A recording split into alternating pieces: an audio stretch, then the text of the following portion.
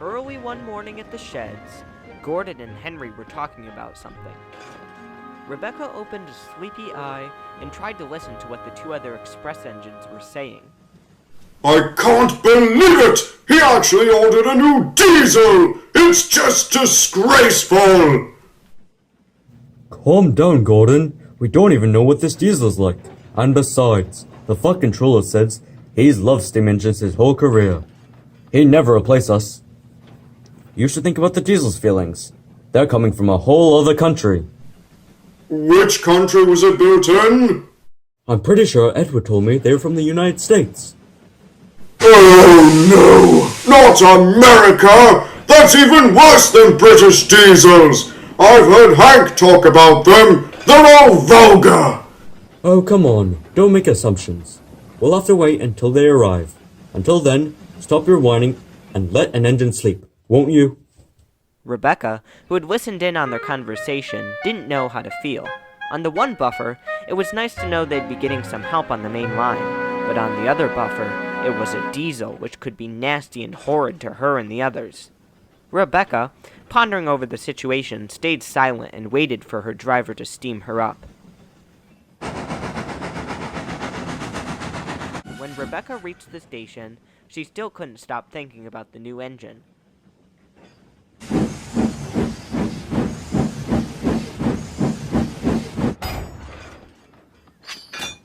When Rosie, the station pilot, shunted Rebecca's coaches and gave her friendly whistle, Rebecca didn't respond, as she was still lost in thought. Soon, Rosie pulled alongside.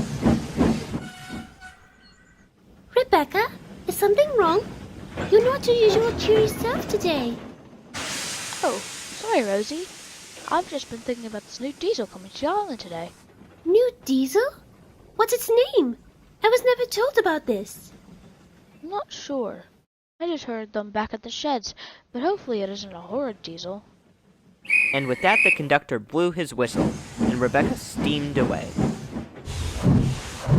When she finished with her passenger train, she was directed into a siding off the line to let another engine pass.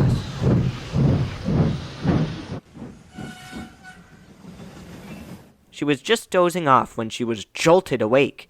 She heard an unfamiliar horn in the distance, and she froze with fear. The horn grew louder, and louder, and louder, but Rebecca tried to ignore it. Soon, though, she couldn't. The diesel stopped at the station right beside her. Oh, hello, and you are? I'm Rebecca. Nice to meet you. Of course it is. I'm sure you've heard of me before. All my brothers are extinct. I'm the last of my class. In the States, I'm a hero. I reckon I am here, too. Anyway, I could go on and on about myself, but I have to go. It's nice to see steam engine again. They're all scrapped a few years ago where I'm from. Goodbye. And with that, the diesel purred away. That evening, Rebecca pulled into the sheds feeling exhausted from all the work she had to do. But to her surprise, right next to her was Harrison. The foreign diesel was talking to the other engines. I can't believe we've met a diesel from another country. This is so exciting. Yes, it's so wonderful. But you're not even supposed to be here, Thomas. Aren't you supposed to be at Farquhar? Well, technically yes, but I was near Tidmouth, so I just decided to stay here. Then where's James? Well, about that, Gordon. I can't believe I have to sleep here. What the actual...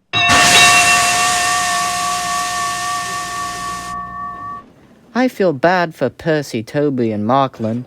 I don't think James is too happy about the change either. I bet he is just ecstatic. Now if you'll excuse me, I have some sleep to get to. And the engines fell asleep. All except Rebecca, who had a bad feeling about something. The next day, Harrison was tasked with pulling the express. The engines all liked Harrison the previous night, but by the next morning, things had changed. Harrison became arrogant and rude when talking about his important job. Of course your manager would pick someone like me to pull this train. I'm the pride of this island, and a national treasure to the world. Just ask any train enthusiast and I'll be at the top of their list. Thomas quickly grew tired of Harrison's boasting. Ha! Blow it out your exhaust pipe, you burger-loving cowboy. Mind your mouth, old kettle. I never talked much with the steam engines, but no wonder they were all scrapped. In no time, Harrison was cruising down the line, going faster and faster. He was enjoying his run, and whenever he stopped at the station, he would boast to the engines there. But as he was flying down the main line, the trouble began. Come on, driver, full throttle. I'm giving it all I've got, Harrison.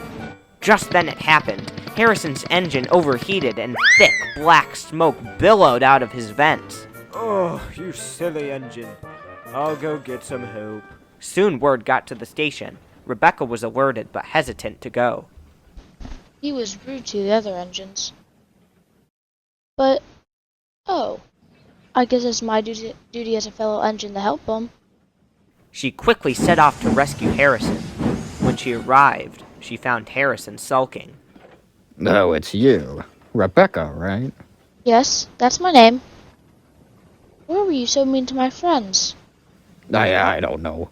I guess coming here and putting an important train got to my head. But I don't hate steam engines, I really don't. It's just they don't exist anymore where I'm from. You do seem like a nice diesel. I'm sorry if we came off as rude to you. Around here, diesels don't have the best reputation. I escaped from scrap a couple months ago. I was nearly taken away, but I was saved. The diesels, they made fun of me as I was stuck in the sidings. I guess I'm just a bit scared it might happen again. Oh, wow. I had no idea. I'm so sorry. I didn't mean to come off like that. Can you forgive me? Why, yes. Yes, I can. Just think more about what you say in the future. I'm just glad you were brought down to earth. Me too. I'm glad you're giving me a chance to make another impression.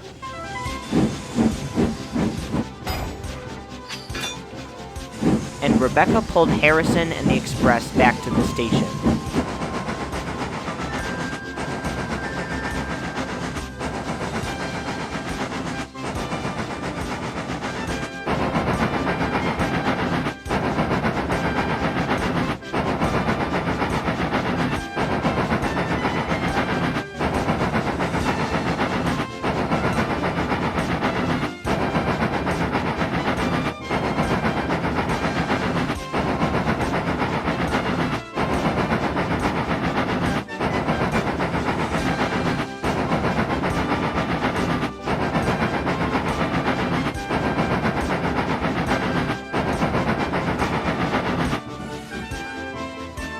As soon as they made it to the station, Hurricane and Toby quickly pulled up next to them.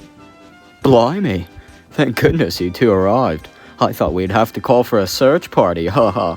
Indeed. What happened?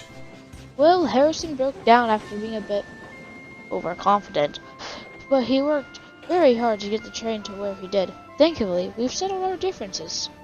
Harrison blushed and said nothing. He and Rebecca soon became firm friends and talked to each other nearly every day.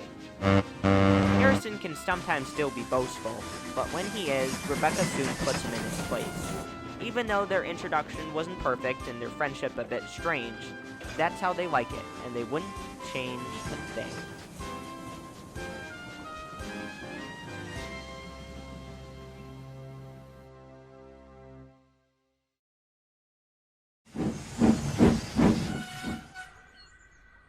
Whoa, whoa, whoa! Look who decided to show his backstabbing bunker.